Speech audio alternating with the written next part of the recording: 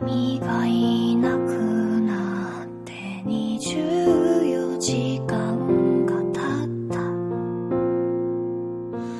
僕はまだ一歩も外には出ていない。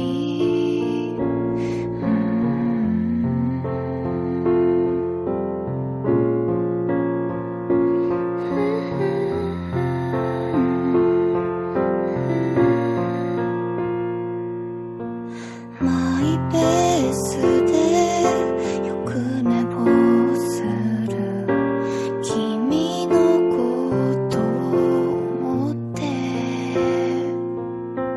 5分早めた家の時計、もう意味ないな。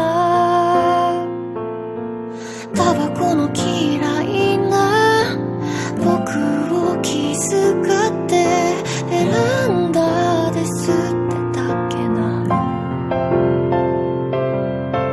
カーテンが揺れて目が熱くなった。もうそこに君はいない。